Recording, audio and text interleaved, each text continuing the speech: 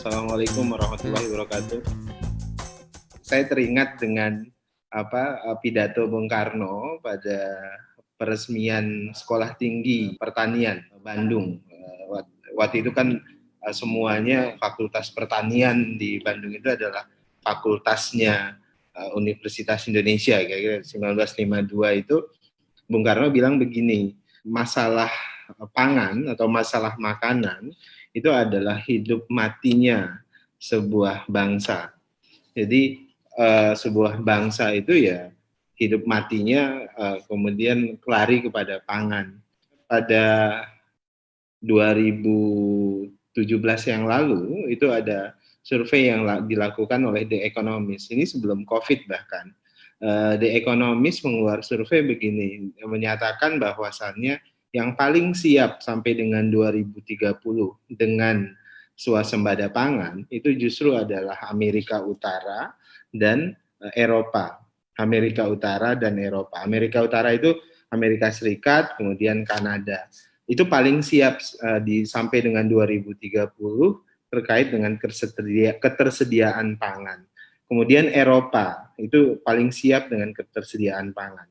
Ini kan unik ya, daerah yang puncak industrialisasinya sudah sampai, artinya proses industrialisasi dalam kehidupan ekonominya sudah sampai puncak, yaitu Eropa dan Amerika Utara. Tapi justru di 2030 dia tidak punya ketergantungan ekonomi pangan kepada negara lain.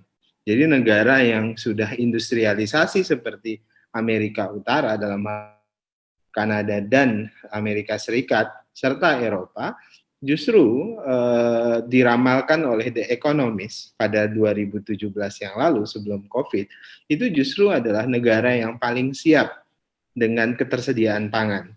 Nah, negara-negara yang justru akan mengalami kesulitan ketersediaan pangan itu justru adalah negara-negara Asia, negara Afrika, dan negara Amerika Selatan. Ini unik ramalan The Economist itu. Kenapa unik?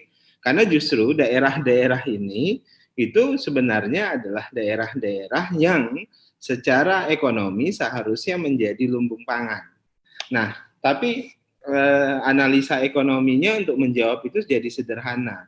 Kenapa? Karena ternyata daerah Amerika Utara dan daerah Eropa tadi, karena dia sudah puncak industrialisasi, justru dia mengalami diminishing industrialisasi, jadi deindustrialisasi.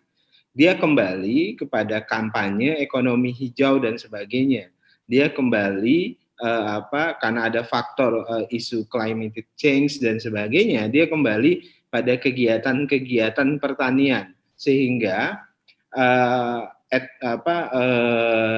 ekspenditur pengeluaran pemerintah itu justru dimaksimalkan pada belanja-belanja mensubsidi dan mendukung sektor pertanian mereka. Sekarang misalnya pada era COVID-19 ini di Amerika Serikat mereka jor-joran karena Trump tidak sedang kampanye nih sekarang untuk pilpres, kemudian dia juga sedang melawan dominasi Cina sebagai rising star, mereka sebagai ruling power begitu, mereka tidak mau tergantung lagi dengan impor Cina, sehingga Trump mengeluarkan belanja untuk sektor pertanian itu besar sekali, subsidi terhadap sektor pangan itu luar biasa, sehingga para petani punya insentif untuk memaksimalkan produksi mereka. Nah, itu dilakukan Trump sekarang untuk memotong dominasi impor dari China. Eropa melakukan hal yang serupa bahkan sebelum COVID-19. Mereka melakukan pengeluaran besar-besaran untuk mensubsidi para petani mereka karena sadar betul mereka ingin terus mendorong ekonomi mereka yang industrinya sebenarnya sudah sampai puncak, teknologinya sudah pada puncak, pada akhirnya akan mengalami diminishing, turun itu akan kembali ke ekonomi tadi, karena isunya adalah climate change, perubahan iklim, maka mereka berusaha kembali menghidupkan isu-isu pertanian dan sebagainya. Sehingga swasembada pangan itu tidak menjadi jadi masalah buat mereka. Sementara Asia, Afrika, dan Amerika Selatan, ini saya sebelum masuk COVID ya, saya mau ngelihat gambarannya ke negara-negara di luar Eropa dan Amerika Utara tadi, itu justru mengalami upaya industrialisasi. Misalnya Indonesia sejak Pak Harto ada mendorong swasembada pangan, tapi saya pikir tidak substansial. Nah, itu dilakukan secara masif, tapi industrialisasi itu masif sekali. Industrialisasi sehingga menggeser sektor pertanian. Industrialisasi masif, dan itu terjadi dengan negara-negara berkembang. Kenapa? Karena yang dikejar oleh negara-negara berkembang itu adalah pertumbuhan ekonomi. Industri itu memberikan kontribusi yang besar terhadap angka pertumbuhan ekonomi. Sedangkan pertanian, karena dia miskin added value, karena dia komoditi begitu, dia untuk pembentuk statistik pertumbuhan ekonomi itu rendah. Sehingga orang pakai negara-negara berkembang secara politik, mereka mau melihat pertumbuhan ekonomi tinggi sehingga dibilanglah presiden kinerjanya bagus karena pertumbuhan ekonomi tinggi begitu ya. Secara statistik itu diuntungkan secara politik. Sehingga industrialisasi dilakukan luar biasa secara maksimal di negara-negara berkembang. Pertanian akhirnya tertinggal.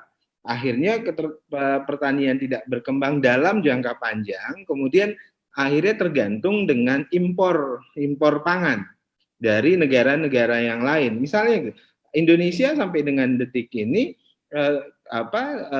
impor kedelainya itu sangat tergantung dengan Amerika Serikat dan beberapa negara-negara yang lain. Nah, saya mau mengatakan ini anatomi kondisi sebelum COVID. Nah, kemudian masuk COVID-19. Nah, negara-negara ini sebenarnya tadi saya sebutkan Amerika Utara dan Eropa itu sudah siap. Nah, kita ketika COVID-19 menghadapi justru kondisi yang semua orang itu kembali kepada basic need. Sekarang di COVID-19 ini semua negara itu nggak mikir yang lain. Yang mereka pikirkan adalah bagaimana kebutuhan dasar masyarakat itu terpenuhi. Nah, artinya apa? Kebutuhan dasar masyarakat ini apa? Ya tentu tempat tinggal dan makanan. Makanan suplainya dari mana ya? Dari sektor pertanian. Negara-negara bahkan kan selalu sebut begini, perang masa depan itu bukan perang sekedar perang senjata, tapi perang masa depan itu adalah perang pangan. Negara yang memiliki suplai pangan yang cukup buat negaranya dan bisa mensuplai pangan, bahkan bisa mensuplai banyak negara lain, itu adalah negara pemenang. Kira-kira begitu pemikiran para pemikir perang, kelompok idealis gitu ya. Kalau kelompok realis ya yang menentukan ini senjata tetap mau nanam sebanyak apapun, kalau dibom ya rusak juga, kira-kira gitu. Nah, tapi saya mau katakan apa? Nah, sekarang semua orang back to basic. Orang kembali ke dasar. Kita butuh makanan dan segala macam. Nah, tadi sudah disebutkan oleh Rio, banyak negara sekarang nggak mau ekspor, gitu. Kenapa? Karena dia butuh untuk kebutuhan mensuplai kebutuhan dalam negerinya. Nah, itu dilakukan pasca COVID. Bahkan FAO, Organisasi Pangan Dunia, itu mengingatkan ada kecenderungan kalau COVID ini berkepanjangan terus-menerus, potensi kelangkaan pangan itu bisa terjadi dan berbahaya, dan ini bisa justru kan kalau sudah nggak bisa makan, ada simbolisasinya pasti ada chaos dan sebagainya. Nah, saya mau katakan apa? COVID-19 ini mengingatkan kita semuanya sebenarnya. Mengingatkan kita semuanya sebagai bangsa, negara, dan masyarakat itu diingatkan. Faktanya, setinggi apapun teknologi, setinggi apapun ilmu pengetahuan, pada dasarnya kita akan kembali kepada basic need kita. Kita cuma butuh makan, kita butuh tempat tinggal, Pada dasarnya itu. Jadi jangan sampai kemudian pembangunan kita itu kadang-kadang melupakan ini. Padahal basic need-nya orang itu dan manusia ini kan COVID sekarang itu kan menyadarkan gitu. Kalau ada orang di COVID sekarang ini masih mikirin mau investasi di mana, mau jual mana, itu udah super kaya luar biasa. Atau pengen beli mobil ini. Bahkan yang ada duit saja, itu mikirin, ini COVID ini karena nggak jelas, karena tidak ada satupun lembaga yang bisa memprediksi secara tepat kapan COVID ini bisa selesai. Jadi uncertainty-nya tinggi sekali, ketidakpastiannya itu tinggi sekali.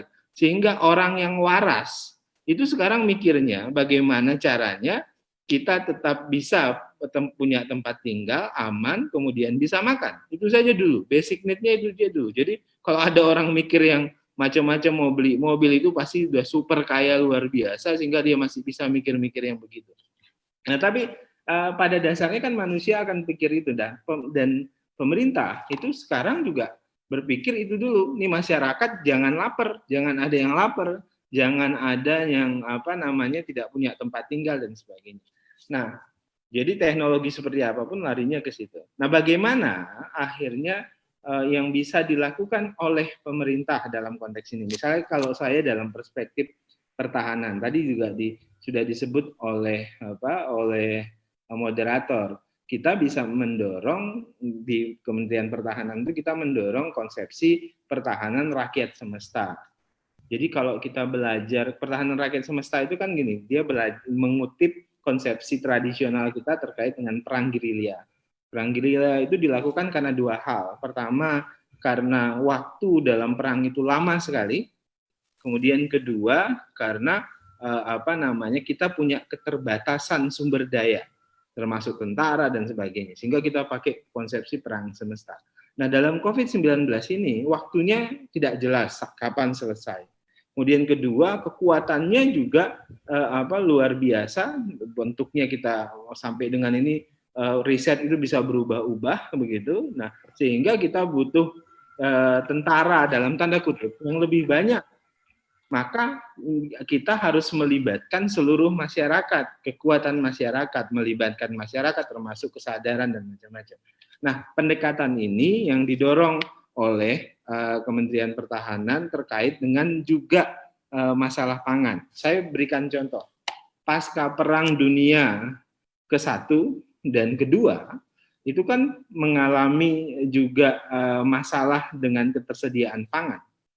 Maka yang berkembang misalnya di Jerman, di Inggris pada saat pasca Perang Dunia Kedua itu ya urban farming. Urban farming itu masyarakat didorong untuk subsisten. Subsisten itu artinya dia bisa memenuhi kebutuhan pangannya secara mandiri. Itu yang dilakukan pasca Perang Dunia I dan Kedua. Karena dalam jangka pendek kan tidak bisa langsung kita menyediakan pangan dalam jumlah besar, negara maksud saya ini. Nah, sehingga masyarakat secara mandiri, komunitas secara mandiri itu membangun pertanian subsisten, artinya dia tanam, dia makan sendiri untuk kebutuhan dia. Maka berkembanglah urban farming dan segala. Mbak Rita nanti bisa cerita lebih dalam terkait dengan itu. Jadi subsisten itu dilakukan oleh masyarakat pada saat pasca Perang Dunia itu. Nah, oleh sebab itulah kemudian dengan pendekatan perang konsepsi perang semesta ini, kita dorong proses ini untuk masyarakat punya kesadaran kolektif bahwasannya bisa jadi kita nggak tahu begitu, kita bisa mengalami krisis pangan kalau kemudian COVID ini semakin berkepanjangan. Tidak jelas cenderungnya kapan akan tuntas. Nah, itulah sebabnya Menteri Pertahanan mendorong seluruh tentara, kan tentara banyak lahan di beberapa daerah, bahkan di Kodam, di tempat-tempat itu kemudian dikembangkan pertanian subsisten. Di Jakarta dekat Halim itu dikembangkan. Itu sekarang dilakukan karena tentara punya banyak tenaga, itu yang dikerjakan sekarang. Kita berikan contoh. Nah, itu juga kita dorong kepada masyarakat untuk membangun subsisten ini. Nah, bagaimana caranya dari kelompok masyarakat, kemudian komunitas. kan kalau di Muhammadiyah relatif lebih mudah kita menggerakkan ini. Kenapa? Karena kita punya komunitas. Makanya saya selalu sebut gerakan Muhammadiyah terkait dengan COVID-19 ini harus menjadi gerakan komunal yang inward looking.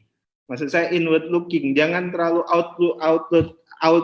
looking begitu. Apa maksud saya inward looking? Begini, jalan yang harus ditempuh oleh Muhammadiyah sebagai komunitas itu harus melakukan pertama misalnya terkait dengan kita semuanya, maka harus melakukan proteksi komunal. Yang diproteksi itu komunitasnya dulu. Pastikan komunitas Muhammadiyah, ini keluarga alumni IPM atau NA atau pemuda Muhammadiyah itu nggak ada yang terjangkit dengan COVID-19. Nih pastikan dulu nih, artinya protokol kesehatan itu berlaku di sini, semuanya berlaku di sini, saling jaga, saling memantau, saling membantu, kira-kira gitu. Proteksi komunal. Jadi MCC misalnya itu jangan capek-capek pengen nolong yang lain, padahal keluarganya sendiri banyak yang susah gitu loh. Saya ngelihat ada cenderungan begitu ya, di banyak daerah gitu loh. Jadi kenapa kepentingannya pencitraan dulu nih, kita bisa bantu. Jadi kalau istilah orang Medan pantang tak top gitu. Padahal dia sendiri susah begitu, tapi ya apa itu luar biasanya Muhammadiyah itu gitu. Dia nggak mikirin dirinya sendiri, yang penting tolong orang, kira-kira gitu. Tapi saya mau rubah perspektif itu jadi inward looking. Pastikan semuanya terproteksi komunitas kita. Itu pertama. Kemudian kedua, kan punya dampak. Maka yang dibangun adalah gerakan solidaritas komunal. Dampak ekonominya, pangan segala macam, itu ya dibantu ya komunitasnya. Jangan sampai satpam sekolah kita itu susah, nggak makan segala macam. Tapi kita nolong yang jauh. Nah, jadi solidaritas komunal dibangun dulu nih, solidaritas di dalam komunitas. Nah, termasuk untuk untuk menghindari ada yang tidak makan, tidak punya ketersediaan pangan, ya pertanian komunitas. PWM, PDM, PCM, PRM yang punya lahan ya kita manfaatkan untuk itu. Itu sederhana, pendekatannya komunitas. Baru yang ketiga ya kesadaran kolektif komunal terkait dengan COVID-19 ini, karena ternyata masih banyak juga yang diskusi bahwasannya COVID-19 ini adalah konspirasi dan segala macam, ini bla bla macam-macam. Yang saya khawatir begini, di tengah krisis seperti ini, percaya saja pada ilmu pengetahuan. Nah, ini jadi masalah menurut saya ketika banyak kelompok masyarakat itu masih berpikir konspiratif. Ini dari mana gitu? Saya mau konfirmasi di Kementerian Pertahanan ketika ada